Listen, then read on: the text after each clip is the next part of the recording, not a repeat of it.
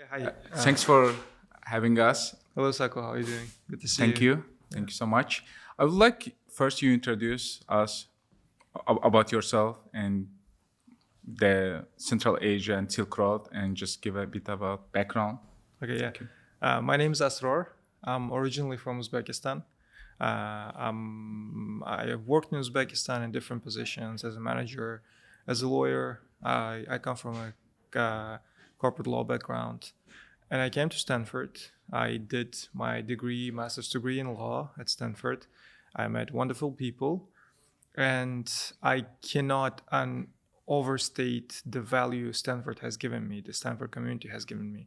I met lots of friends from different countries, some of which have turned out to be really great friends. And their friendship and help has been so instrumental. At certain moment, the co-founder, we co-founded Silkroad Innovation Hub with my partner from Kazakhstan, Asset. The main idea was basically we thought the opportunities and the network we have at Stanford should be shared with everyone. So it's a one thing when you share your knowledge with someone else, but it's another thing when community comes together and they start working with each other. Because some things I don't know. I'm not a tech guy. I can share some legal perspective of building a startup, building a company in the US, but you can share some more. You can share how to actually build a product, how to offer those services to clients. You have experienced that. So by becoming part of the community, you get the benefit of talking to some of the brightest minds from our region, the Central Eurasia, we call it, including the Central Asia, Mongolia, Azerbaijan, and Turkey, the wider region. And we work with founders from those regions to kind of create a community, a place where they can come, ideate, work together, and share knowledge and insights. Awesome. So this place have been at least less than a year, and Yes. it's really amazing to see what you guys have put together and just unite so many different cultures, communities, startup. And to be honest, I was quite actively was going, but I haven't seen really from our part of the region so many people in the meetups or conferences. But after Silk Road, I could say I made more friends from Central Asia community, which was great. And I would like you a bit more to talk about also the challenges our communities had while you are working and how you overcome them. Yeah, one of the biggest challenges is like when you're creating community is tapping into those communities, because like we don't have one single unified community, but we share some understanding, some history, some culture, which we love similar food, we come from similar history backgrounds, right? So we kind of need the leaders of those communities to be actively involved to spread the word around, because like no matter what level the startup or the founder or people at the community are, they got use of the hub of the community which they're involved, because like even the most experienced people got something out of here. We have the events which at the level where nowhere else in Silicon Valley happens. For instance, like just the other day, we had the CEO of Y Combinator, Gary Tang, here. It was impressive. Like about a month ago, we had the chairman of Alphabet, the parent company of Google, and the 10th president of Stanford, John Hennessy, here. We had CPO of Meta, Chris Cox, here. We had all of the heads of top VCs in Silicon Valley. So it's a place where you can come. It's an entry point for people who are just new to Silicon Valley. And it's also a place where you get incredible value for people even who have been in US for many, many years and who think they have established community and network here. Even they get value out of it. So by bringing both types of people from different and various backgrounds, we make them meet each other and help each other. So the most experienced founders come together to get something out of the community, or and they end up giving something to the community. Because we at the community at Silkroad Innovation Hub, we build the community around three basic ideas. The first one is give first. We understand and we promote that community members should give more than they should get from the community, because like only by giving more you guarantee that the community thrives, and it's gonna come back to you even like 10 times what you give at a certain point in the future, because like this is the Silicon Valley mentality. You have to give first, you have to share first. It's like one of the differences between our cultures and the culture here is that if you're building a product or service or something back home, you kind of have that secrecy level of like the KGB level secrecy. Like, what are you building? Oh, nothing. I'm not doing anything. Like here, you actively share, because like by sharing, you learn. By sharing, you provide value to someone else. By sharing, you can get value from someone else. So that's the basic and the core principle, which I think should unite everyone, which worked for Silicon Valley. It should work for us in Silicon Valley too, no matter what communities we come from. So the second value, second principle that we promote and that unites the community is go big or go home. It's basically, if you're here to open a tire shop or coffee shop or run a big trucking company, it's a good business. Like some trucking companies make billions of dollars of revenues, but it's not this community's purpose. We want thinkers that they're thinking, oh, I'm going to create a $10 billion trucking business software solution. Like that's a different mentality. So you're building a generational company. So, and the third principle is that change and be the change. So it's a good thing when you're talking about like, oh, we don't have this, we don't have VC environment, we don't have startup environment, it's not working. But we want the people who see the problem, who are disturbed by the problem, and who go and change something to fix the problem.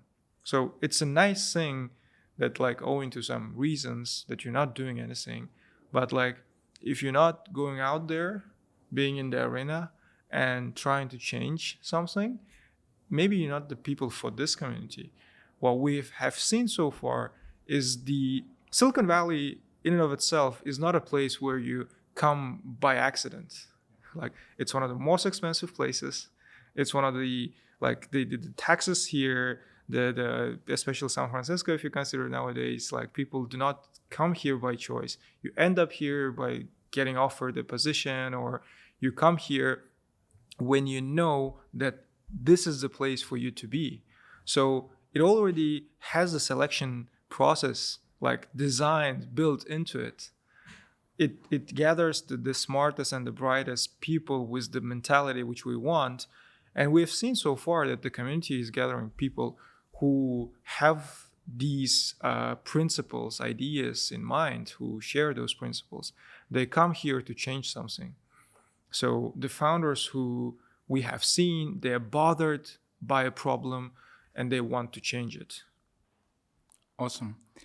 So we see also across the tech, a lot of layoffs happening and not many companies at the moment actively hiring. And on the other side, we see AI startups coming. Pretty much the space is really hot right now. What's your observation in terms of our communities from Central Asia, how they're doing? Yeah. I think the tech job is not a panacea. It's not fixed to you for a lifetime. You understand and you know that the core idea of the corporation is maximizing shareholder value. And if going through like the target is maximizing shareholder value, if by that means you have to fire 30,000 people, you'll fire 30,000 people. And the only way to withstand all those challenges for a tech employee in the Silicon Valley, after maybe like achieving, even like the position of the CEO does not guarantee that you're not going to get laid off, right? We have seen so many examples during the past couple of years. So like if you like I remember the words of the Larry Summers from the movie Social Network, that he says like the Harvard students believe it's easier to create a job than to find a job. So in Silicon Valley, like the startups and even our community, they believe in creating a job than finding a job. And it works both ways. Like by creating a job here, they're also creating jobs like back home. Like most of the people who are creating jobs, they're creating like locating their back offices back home. The remote work is possible. We've seen it, and it works both ways. And one of the things which I'm really like, if you ask me what you're really proud of during the last like 7-8 months, I'm really proud of seeing like employees, the tech engineers from big FANG companies coming out here, seeing all what's happening, seeing all the people in the startup world, in the Silkroad Innovation Hub community doing. They are starting their startups. And we've seen more than 15 startups of people from the big tech coming together and starting something new. So some of the people have already left their like comfortable tech jobs and started something new. I think that I'm really proud of.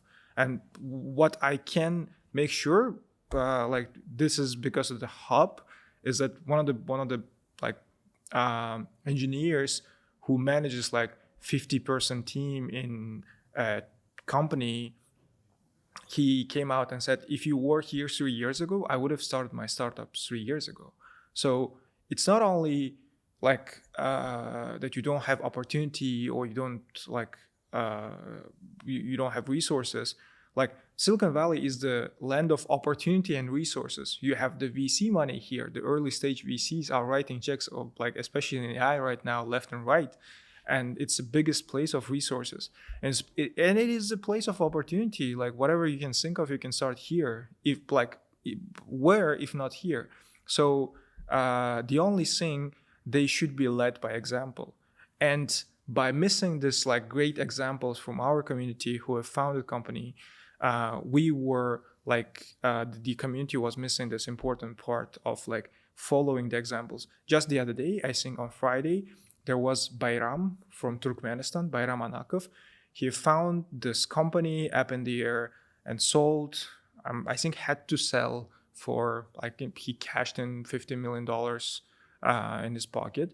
And this is a good example. If you're thinking like a tech job is guaranteeing you, like even if you earn 1 million a year, like you will need 50 years to get to that amount.